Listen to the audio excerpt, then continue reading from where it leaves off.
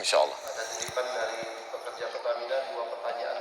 Pertama, cukup banyak pekerja yang hari ini ragu tentang berjamaah di masjid atau sendirian di masa COVID. Karena di masjid protokol kita secara nasional sama. BUMN ikut pemerintah berjarak 1 meter berselang. Kemudian kalau kita berjamaah katanya wajib rapat. Nah, bagus sholat sendiri, berkhawatir nanti rapat-rapat di masjid juga tak steril. Atau kita berjamaah, tapi sholatnya jarang-jarang. Yang pertama.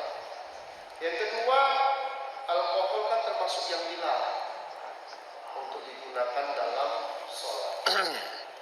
Sekarang kita mesti cuci tangan dan mengandung alkohol. Ada juga beberapa masjid menggunakan disinfektan yang disemprotkan. Nah, 2 pertanyaan ini sangat mendasar. Mau tidak mau harus kita sampaikan karena memang dari kemarin tolonglah tanyakan dulu. Jadi nanti kita harapkan kepada Ustaz bisa menjawab 2 pertanyaan ini. Kemudian tadi dari audiens di Majelis Ulama juga sudah ada kertas titipan, saya tak nanti sempat atau tidak. Jadi itu Ustaz, 2 pertanyaan dulu dari beberapa teman yang saya simpulkan, yang lain mungkin nanti tidak terbatas semua, bisa kita seperti biasa kita titipkan ke panitia untuk dijawab nanti melalui WA atau apa. Sementara Ustaz mau dijawab. 2 pertanyaan. Yang pertama tentang sholat di masjid, shofnya jarang.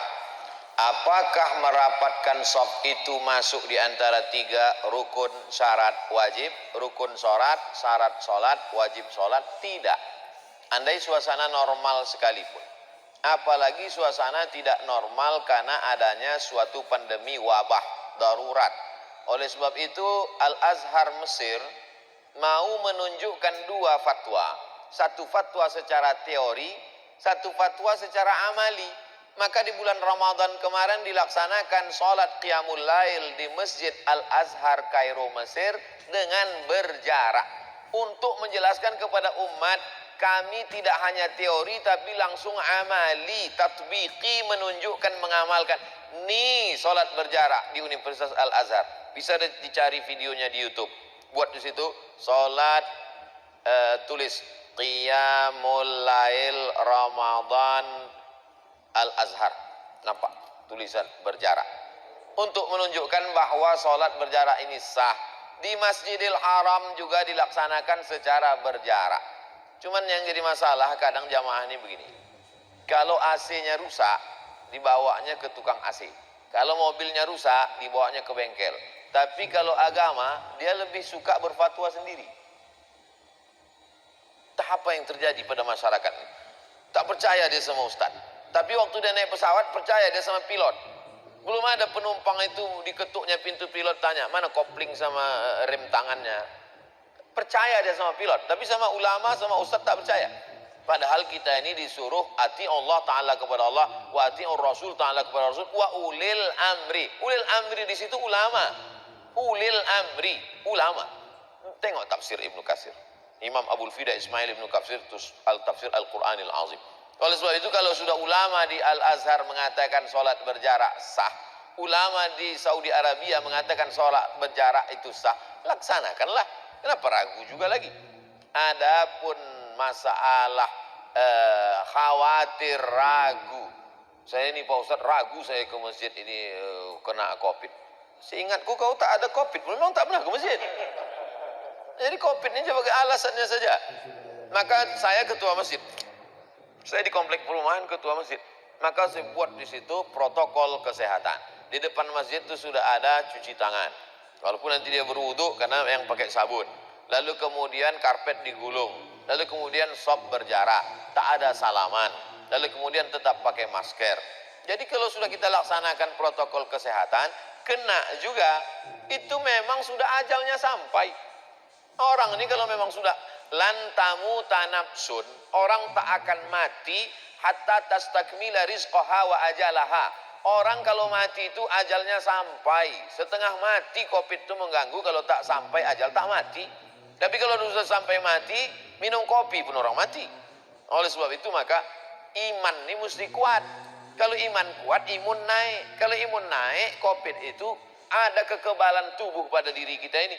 Nanti kalau saya teruskan bicara masalah kesehatan ini, didengar sama dokter, man takallama fi ghairi fanni atabil ajaib. Siapa yang bicara bukan pada bidangnya, ngomongnya ajaib-ajaib. Oleh sebab itu maka kita ini mensikapi COVID ini tetap ikhtiar. Itu Ahlussunnah wal Jamaah. Kalau ada berserah diri aja, aku terserah aja lah Pak Ustaz. Itu Jabariyah, itu halul bid'ah. Kalau ada pula orang yang menafikan takdir, itu namanya Qadariyah, Mu'tazilah. Nanti diluruskan Dr. Amar Adli yang lama mendalami Mu'tazilah. Oleh sebab itu maka kita ada usaha, ada ikhtiar. Ikuti protokol kesehatan. Jangan lantang sombong kali mau menelan COVID pula.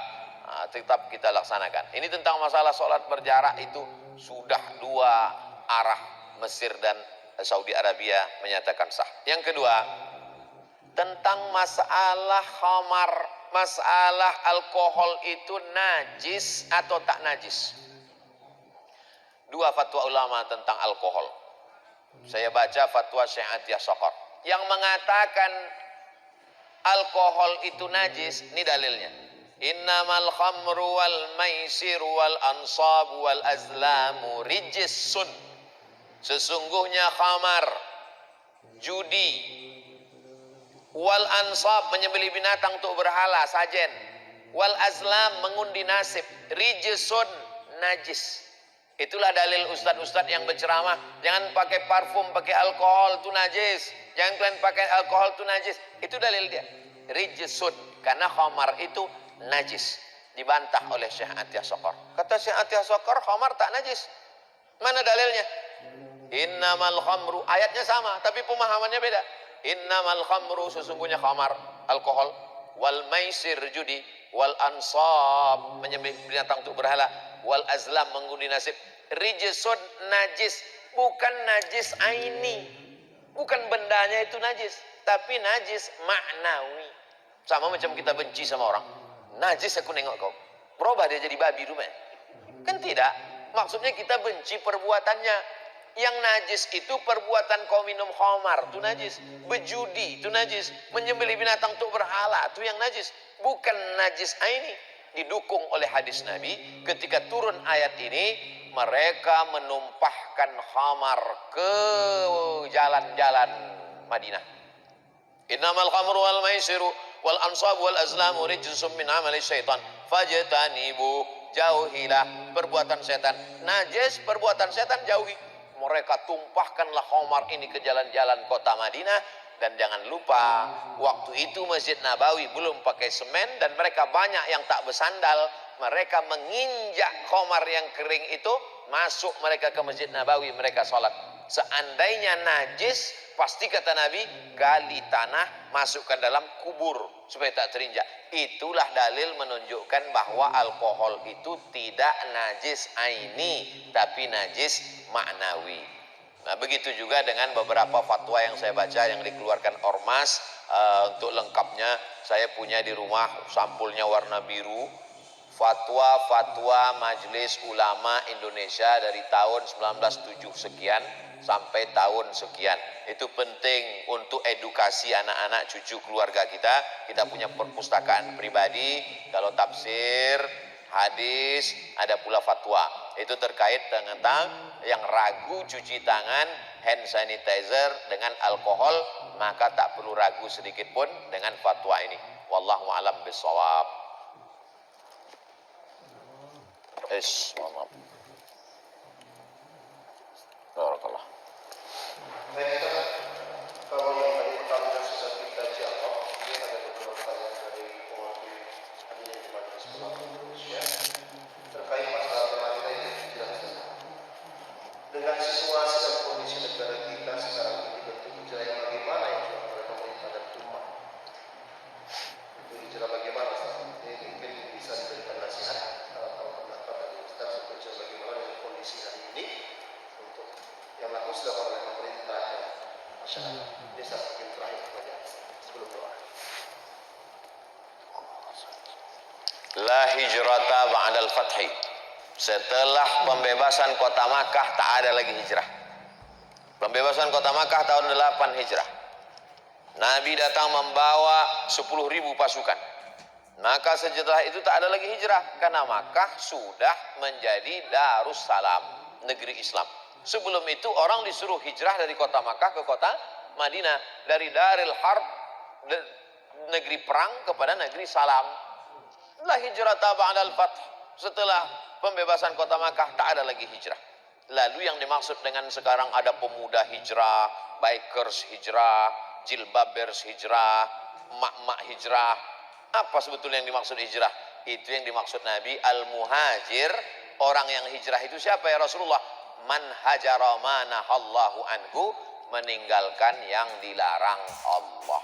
Maka sekarang lagi tren. Kau sudah hijrah? Udah. Hijrah dari mana? Entah, aku tengok orang tuh hijrah, aku hijrah pula. Meninggalkan yang dilarang Allah. Jadi kalau selama ini orang Pertamina gajinya dipakai untuk dugem, untuk mabuk, untuk sosialita, untuk bangga tak tentu arah, rupanya sekarang dibimbing oleh Majelis Ulama Indonesia, dipakai untuk santunan, dipakai untuk tablik akbar, dipakai untuk peduli pada duafa, maka dia sudah hijrah secara ekonomi. Yang selama ini masih menyimpan duit di bank konvensional, dialihkannya ke bank syariah, maka sesungguhnya dia sudah hijrah. Anak-anak muda yang masih pacaran kemudian berhenti dia, maka hijrah. Gimana? Udah berhenti kau pacaran? Udah Pak Ustaz. Cemana sekarang? Pindah ke pacar baru. Nah, itu bukan hijrah. Oleh sebab itu maka hijrah. Nah, situasi negara kita sekarang ini bagaimana Pak Ustaz? Kira-kira 5 ini bisa tak kita laksanakan? Syahadat bisa, dijamin oleh Undang-Undang Dasar 1945 pasal 29 ayat 1 ayat 2. Melaksanakan sholat bebas, tak ada larangan untuk sholat. Melaksanakan puasa silakan. Melaksanakan zakat bahkan diatur. Bahkan beberapa zakat yang dibayarkan secara resmi ke Basnas, ada bukti pembayarannya mengurangi pajak. Pegawai PT Minyak nelpon saya, Assalamualaikum Ustaz. Waalaikumsalam. Kemarin saya bayar pajak, saya berikan semua bukti. Katanya ini Bapak 2 juta, pajak Bapak berkurang karena sudah bayar zakat. Halalkah ini? Saya bilang halal. Karena itu digodok oleh saudara-saudara kita di parlemen, dari partai-partai yang memperjuangkan zakat, dan berhasil bahwa kalau bayar zakat ke lembaga resmi bisa mengurangi pajak. Oleh sebab itu, lalu kemudian haji terselenggara dengan baik. Lalu bahwa kemudian dia merasa ada yang tidak terlaksana, maka itu kita perbaiki bersama secara konstitusional. Jadi perjuangan seorang yang hijrah itu bukan inkonstitusional. Jadi kalau saya berceramah, mengajak orang untuk memilih anggota legislatif, itu konstitusional. Kita tinggal di negara demokrasi, kita bukan monarki. Karena dengan memilih orang yang bisa menyalurkan aspirasi rakyat, nilai-nilai keislaman di parlemen, maka sesungguhnya itu demokrasi. Jadi banyak orang yang hidup di demokrasi tapi mentalnya monarki. Nah, ini yang berbahaya. Oleh sebab itu maka kita tinggal, apa kata Presiden Soekarno? Kita tidak negara Islam, kita negara kaum muslimin terbesar di dunia. Tapi sistem yang kita pakai adalah sistem demokrasi. Dalam demokrasi suara yang paling banyak itulah yang menang. Lalu kemudian banyak orang milih saya. Ya apa salahnya dia pilih saya? Lalu kemudian, ini yang kita sampaikan, basis pendidikan kebaikan umat berdasarkan masjid. Kembali lagi kita hidupkan masjid, gerakan cinta ulama, gerakan menghidupkan syariat Islam, lalu kemudian tapi tetap dalam jalur konstitusional, bukan gerakan liar yang inkonstitusional. Demikian makna hijrah di negara yang berdemokrasi. Wallahu a'lam bishawab. Assalamualaikum warahmatullahi wabarakatuh.